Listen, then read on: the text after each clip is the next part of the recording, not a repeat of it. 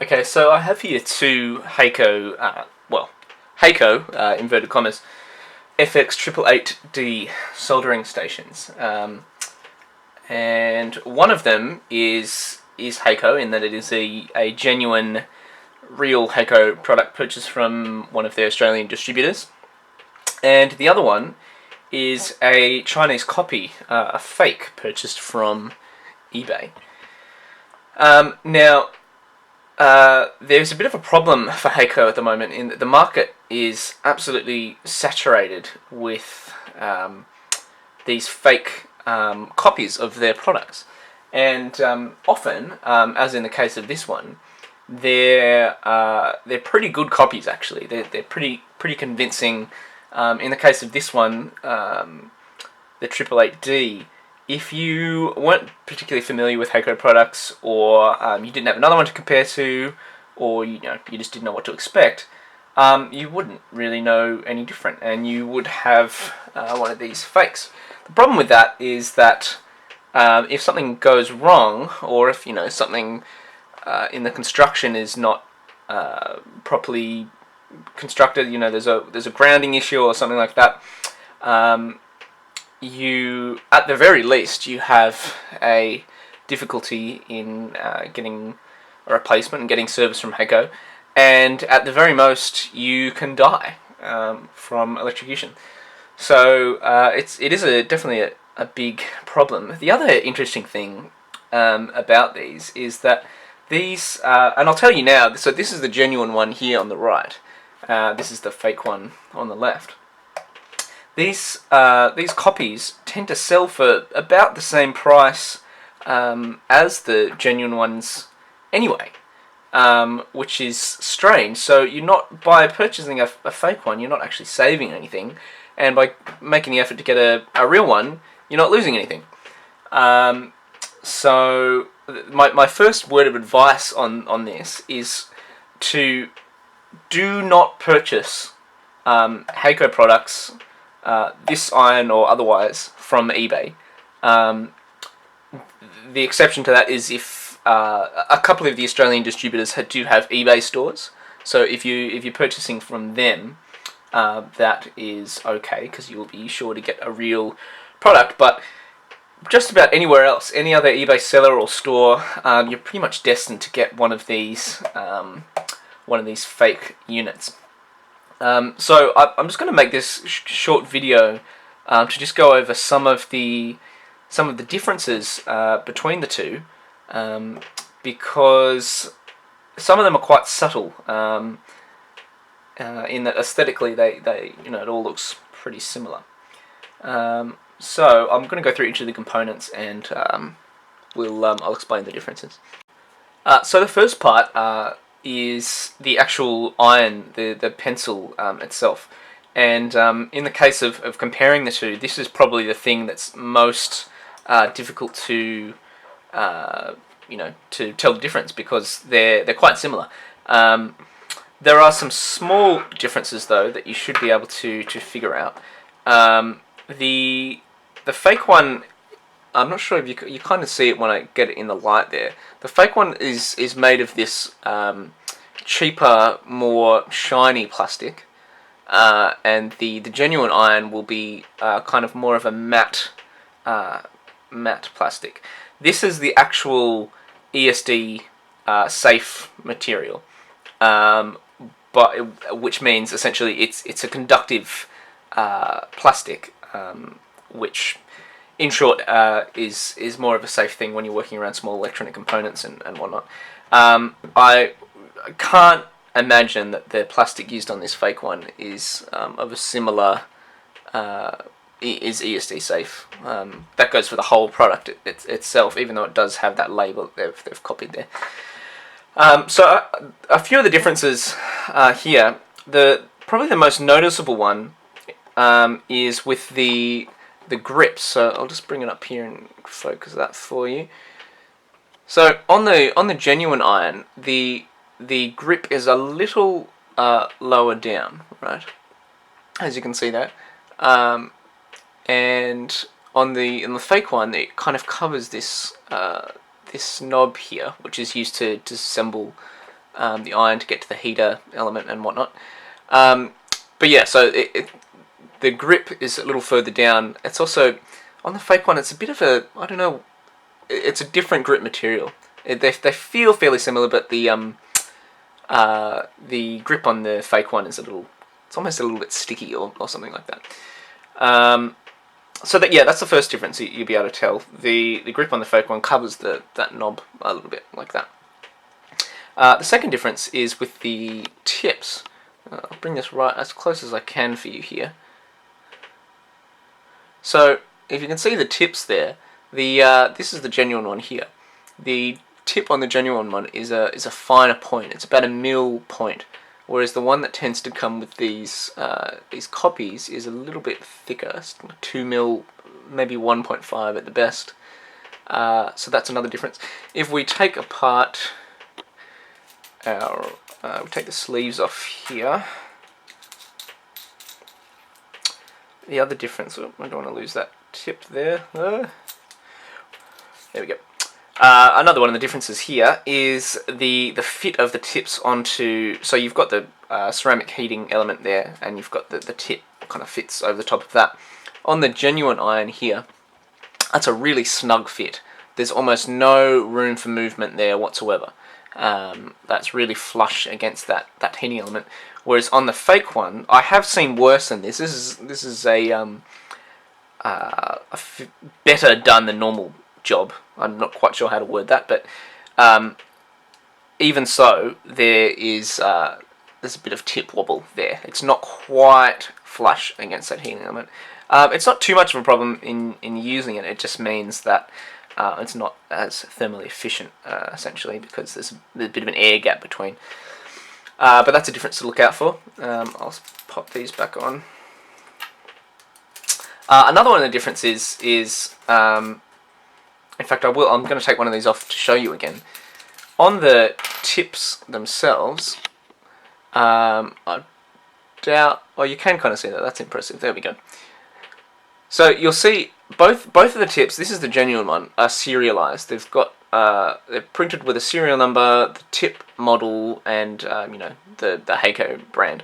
Both of them have that on there. But on the genuine one, the tip it's quite small writing, and it's laser etched onto that tip. Whereas with the fake one, I won't get it out, but it's printed on there, and it's a bit bigger. So that might be another difference you might be able to find. Might also apply if you buy aftermarket tips that are branded Hakko that aren't Hakko. For all intents and purposes, these irons are otherwise pretty much the same. Obviously, the ceramic heating element is in this. It is labelled Hakko, but it's not. It's just got that printed on it.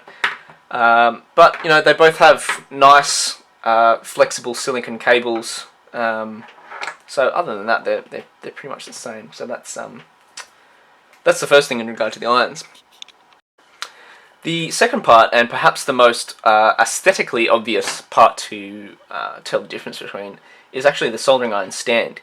Now, the first thing that, when I saw this, the first thing that tipped me off about it, there maybe being a problem, was I went to pick it up and, oh, this part comes straight off. And then you kind of have a look at this, and it's pretty poor quality die cast. It's a bit average, and really that the whole, so this whole unit is all one die cast piece, and that the quality of the casting is much lower on this compared to the genuine one. Although outwardly, it's smooth. You can't really tell. The genuine also has, I'm not sure if you'd be able to pick that up on the camera, and maybe you can. It's a darker shade of blue. But again, that's only going to be something you'll be able to see if you could see the two together. In terms of that soldering iron holder part that I was just mentioning, you can see that the genuine one here on the right, we can get that on camera, has a silicon insert, grey silicon insert in between there, whereas the fake one does not. And the other thing about that is that in the way they actually fit a soldering iron in them, right? So you've got, this is the genuine one, and if I put my iron, where's it gone? Here we go. Into that, fits in there perfectly. You know, the tip is sitting in there, well protected. Whereas with the fake one here, it won't go in and stay in a certain way. So as you can see right now, what's actually happening is the tip there is, when I put it in, is coming up and hitting the back there because it won't sit in there properly. So that could be another telltale sign for you. But there are still some more obvious things. The first thing I'll mention actually is the bottom of the units. So I'll turn them both over here for you. Have a look. The genuine unit has the rubber feet on here, and it's the same on the base. I'll show you later, but so that'll just stop it slipping around the bench or whatever. But the fake one doesn't have anything there. It's got the little spots for it, but it just doesn't have any of the rubber pads on there. The other thing that the genuine unit has, item unit, whatever you want to call it, is these grounding tabs here. So you can see there, and you've got the grounding symbols just there and there. Should you wish to, you know, ground the unit, because again this is metal, whereas the fake unit has nothing there. And okay, so perhaps the most obvious difference between these two things is with the tray that comes out underneath. So I'll focus that again for you. So this is the fake unit. The tray that comes out of it is a die-cast piece. It's metal. You know, sponge sits in there as normal. It's a solid metal piece. This plastic backing comes off it. On the genuine unit, tray comes out here, and you'll notice, take that sponge out, it's got this aluminium insert that sits in there. It's also, this part base is actually plastic, it's not metal. I imagine it's the same conductive plastic, perhaps. It's polycarbonate, glass fibre reinforced. Yeah, okay. But it has this insert in it, so what that'll do is when you you clean off your iron in the sponge, or when it's the tip sitting over here and dripping solder, when this gets all soldery and gross, you just take it off, give it a wipe, put it back again. Whereas with the fake part, it's all just kind of collects there, and it's kind of tricky to get off because it's metal as well. So yeah, that's going to be one obvious difference, because none of these fake ones seem to have this this metal insert in there. All right, moving on to the base stations here. Again, both of these look pretty similar. If you had one of these without being able to compare it to the other one, you probably wouldn't be able to tell. But you know, the plastic on the fake one is a little lower quality, and just the overall construction, there's a few telltale signs. One of them that you might be able to see is in the difference between the displays. You can see here, excuse me, on the left one, which is the fake, you can see the segments between these display pieces here. They've used three separate separate components there, so you've got you can see the separators there.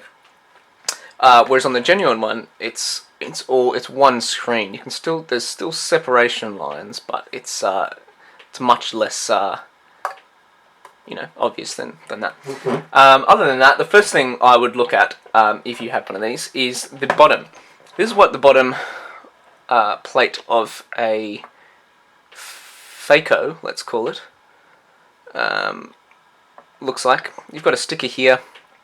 It looks very real because it's essentially the same bottom plate. You've got your specification sticker here. It's even serial numbered with what I'm assuming is just a fake serial number. It's got a manufacture date. It's even got the same it's quite impressive. It's got the same signature that is of the designer that is in that bottom plate. Now the difference here is on the genuine one. The first thing I noticed was just the type of plastic used. So on the, sorry, I should focus that camera for you. You can kind of see it from this angle. The bottom plate on the genuine one is a smooth plastic, whereas this is a kind of a rough, bit average looking plastic. You can also see that, well, maybe you can't. The screws here that hold the cable in place protrude a little out from the bottom. Of course, you wouldn't get that on an actual Hakko, and you don't. So the other thing to notice is the rubber feet. Again, like I mentioned earlier, that are present on the Hakko that are not on the fake. But most important and most telltale sign is, have a look at this label on, this is the genuine label, okay? So if I can hold that there, you've got the certification mark here. It's also a slightly bigger label than on the fake one. It's a not quite shiny, bigger label, certification mark. That's the important thing. These fake ones do not have the certification tick on their label, as you can see there, which I actually kind of find strange, because there's nothing stopping them from just pretending that it's certified and has the tick on it. So there you go. The other difference, I'm not sure if it's like this on, I just took the cover off, that's because I've already unscrewed it. The other difference is, I'm not sure if it's like this on all Hakkos, internationally, if they use different cables in different regions and whatnot, but obviously grey cable, black cable. That's just a sticker of the distributor that I bought it from. That's not normally there, so don't worry about that. Now, we'll open it up. I've unscrewed it. If you do this, please make sure that it is unplugged from mains before you do so. Overall, the internals of this thing are pretty sound. The soldering is all reasonable. There's quite a bit of flux left over around the place, but not in a way that's going to affect anything. It's got proper tabbed ground lead, fused with the correct specification fuse, whatnot. Transformer, I can't comment on the quality of that because I haven't tested it and I don't know, but I know that this unit does work and it works fine. So that's that. Switch is loose. It's not like that on the genuine Hakko. So that might be. You can actually feel that from the outside when the cover's back on again. You can see that feel that the switch is a little bit loose. So maybe that could be something that you try if you're comparing yours. But internally, the most important and most obvious, I should say rather, is the IC chip used in here. So this is the main circuit board on the front. Right in the middle there, you've got the control IC. I'll see if I can get a shot of that for you, maybe. Yeah, there you go. I'll put it down there. Right, there we go. So, what's the difference here between a genuine and a fake one? Well, in a genuine Hakko iron, it's pretty much the same internal layout and same size chip. The difference is that on a genuine, the IC in the middle is a Hakko. It's an in-house chip. It's not manufactured by an external company. So I can't remember whether it actually says Hakko on it or whether it says nothing. Either way, the way you can tell the difference here is this chip in the fake will be an AMEL. That's AMEL brand. If you look inside one of these and you see an AMEL chip, then that is 100% giveaway that it's a copy. Because, like I said, Hakko use their own chips. They don't use AMEL chips. The other thing about this, if I can bring this up with the camera here, is the programming pins here on the side. So these are the programming pins for that IC. On the fake one, they're an AML layout. And the main thing is that they're labelled. That'll be the way you tell the difference. They're labelled on the fake one. On the genuine one, I think there's less pins, but at the very least they're not labelled. So that might be another way that you tell the difference between these. So there we go. There are some of the differences you'll find between these two units: the genuine FX-888D and the fake, the counterfeit item, the FAKO, shall we call it. Also, just a reminder that because this particular one that I have here works and is constructed in a safe manner, doesn't mean that all of them that you find will be. There might be some severe problems, and it certainly doesn't mean that they will stay safe and reliable over their lifetime anyway.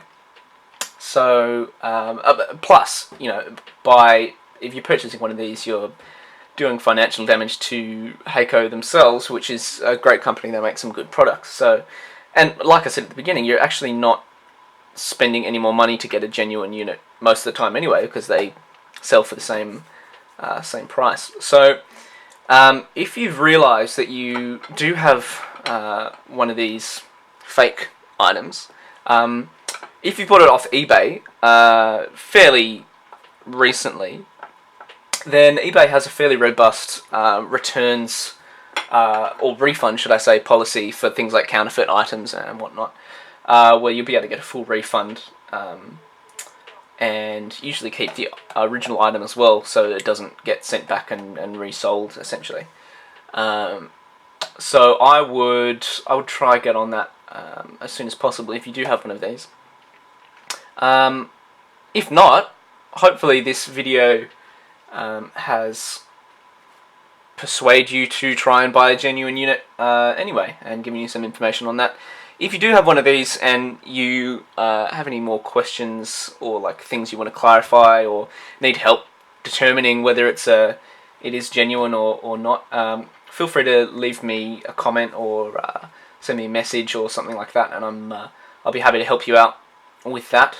Otherwise, I'm going to leave this video up and hopefully someone can benefit from it. So thanks for watching.